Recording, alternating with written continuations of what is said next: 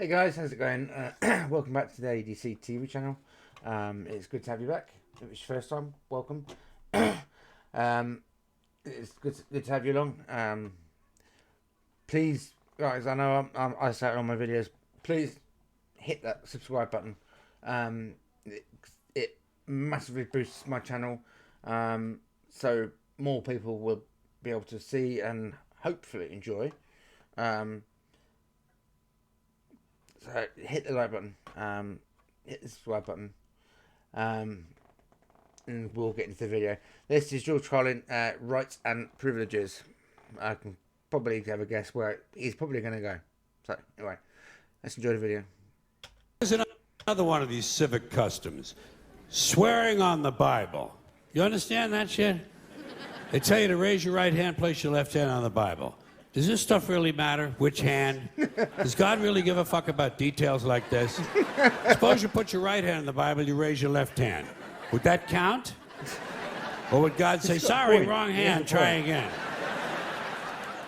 And why does one hand have to be raised? What is the magic in this gesture? This seems like some sort of a... That's a gesture of, oh shit, a truck!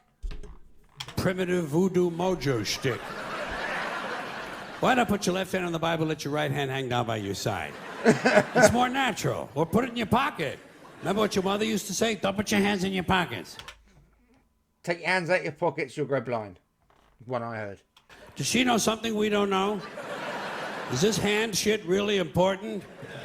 Well, let's get back to the Bible, America's favorite national theatrical prop.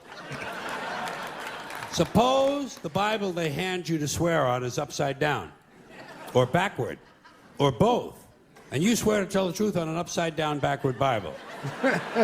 Would that count? Suppose the Bible they hand you is an old Bible and half the pages are missing. Suppose all they have is a Chinese Bible in an American court, or a Braille Bible and you're not blind. Suppose they hand you an upside-down, backward Chinese Braille Bible with half the pages missing. In that case, you're fucked.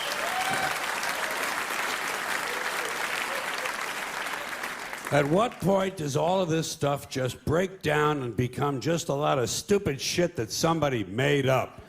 They fucking made it up, folks. It's make-believe. It's make-believe. Now, all right. Okay. Let's leave the Bible aside. We'll get back to the science fiction reading later.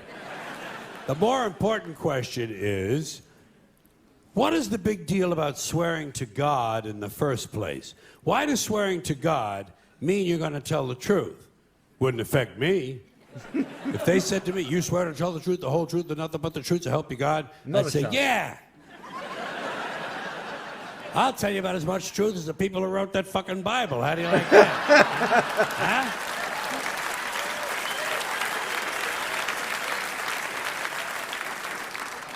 Swearing on the Bible doesn't mean anything. It's kid. Swearing to God is kid stuff. Did you remember when you were a kid? If you told another kid something he didn't quite believe, he'd say, "You swear to God?"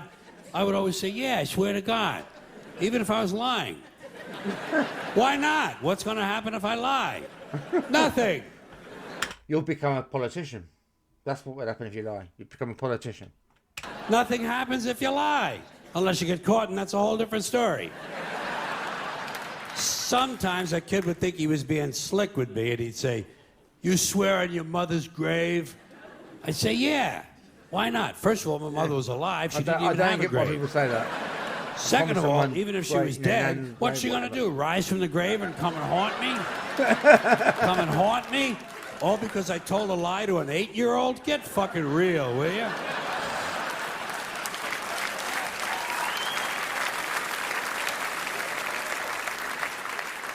Sometimes I would say, "I swear on my mother's tits." Kids are impressed with things like that. I mean, I don't care about my mother's tits either. I don't care if they fell off. Fuck her. Not my problem. They're your tits, Ma. You keep an eye on them. Swearing to God doesn't mean anything. Swearing on the Bible doesn't mean anything. You know why? Because Bible or no Bible, God or no God, if it suits their purposes, people are going to lie in court. The police do it all the time. all the time. Absolutely. Yes, they do. It's Now, part what of their country are we in? job to protect, to serve, and to commit perjury whenever it supports the state's case. Swearing on the Bible is just one more way of controlling people and keeping them in line, and it's one more thing that holds us back as a species. Here's one more item for you, the last in our civics book, rights. Boy, everyone in this country is always running around yammering about their fucking rights. I have a right, you have no right, we have a right, they don't have a right. Folks, I hate to spoil your fun, but there's no such thing as rights, okay? Bit like the fucking French idiots fucking blocking off the access into the docks at Marin Jersey or Guernsey, whatever the fuck it is. Just fuck off. Go and fish somewhere fucking else. It's our fucking fish, our water. Now fuck off. Okay? They're imaginary. We made them up, like the boogeyman. The Three Little Pigs, Pinocchio, Mother Goose, shit like that. Rights are an idea. They're just imaginary. They're a cute idea. Cute. But that's all. Cute and fictional. But if you think you do have rights, let me ask you this. Where do they come from? People say, well, they come from God. They're God-given rights. Oh, fuck, here we go again. Here we go again. The God excuse. The last refuge of a man with no answers and no argument. It came from God. Anything we can't describe must have come from God. Personally, folks, I believe that if your rights came from God, He would have given you the right to some food every day, and He would have given you the right to a roof over your head. God would have been looking out for you. God would have been looking out for you. You know that? He wouldn't have been worried about making sure you have a gun so you could get drunk on Sunday night and kill your girlfriend's parents. But let's say it's true. Let's say God gave us these rights. Why would He give us a certain number of rights? The Bill of Rights in this country has 10 stipulations, okay? 10 rights. And apparently God was doing sloppy work that week because we've had to amend the Bill of Rights an additional 17 times. So God forgot a couple of things like slavery. Just fucking slipped his mind. But let's say God gave us the original 10. He gave the British 13. The British Bill of Rights has 13 stipulations. The German... That I did not know. I didn't even know we fucking had one. I'm going to fucking Google that later. Germans have 29. The Belgians have 25. The Swedish have only 6. And some people in the world have no rights at all. What kind of a fucking goddamn God-given deal is that?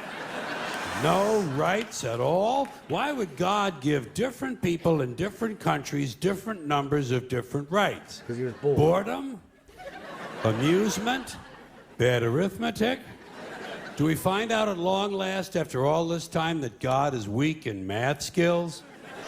Doesn't sound like divine planning to me. Sounds more like human planning. Sounds more like one group trying to control another group. In other words, business as usual in America. Now, if you think... One group trying to control another group. Why does that sound familiar? Because that's what happens in fucking America every day. That's it, yeah.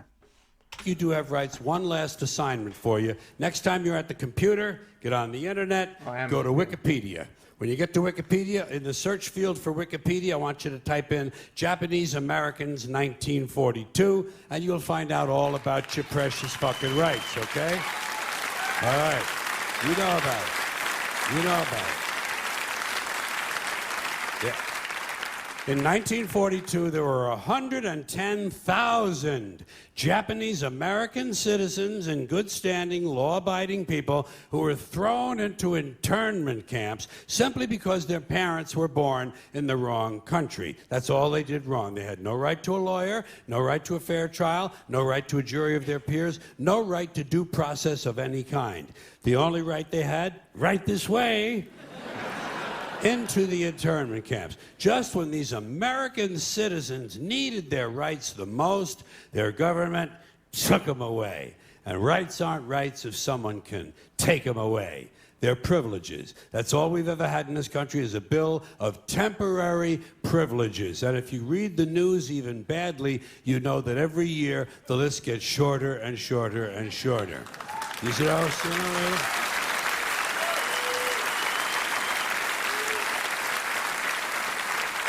Yeah.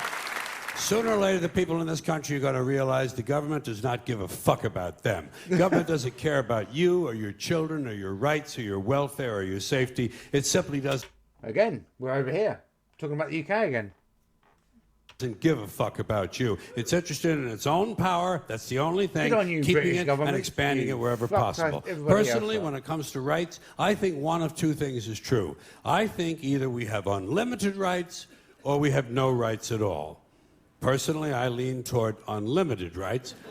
I feel, for instance, I have the right to do anything I please. But if I do something you don't like, I think you have the right to kill me. So where are you going to find a fairer fucking deal than that? So the next time some asshole says, gee, I have a right to my opinion, you say, oh yeah? Well, I have a right to my opinion, and my opinion is you have no right to your opinion. Then shoot the fuck and walk away. Thank you.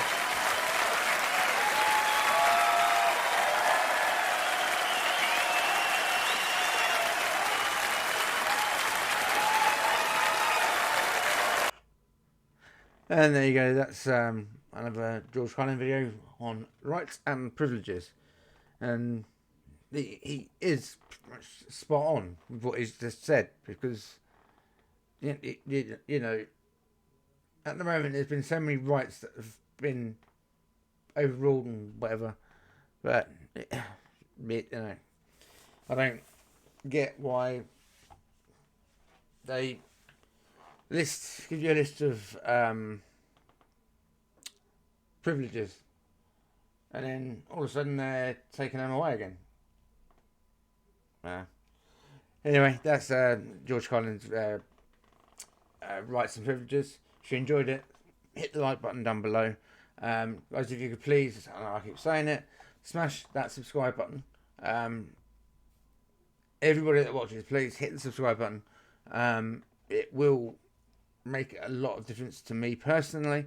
It will also help my channel grow, you know, a lot more, because there's so many, I think it said about 80% of people aren't subscribed, and I would really like to turn that around, you know. So yeah, anyway, I hope you enjoyed the video. Take care, stay safe.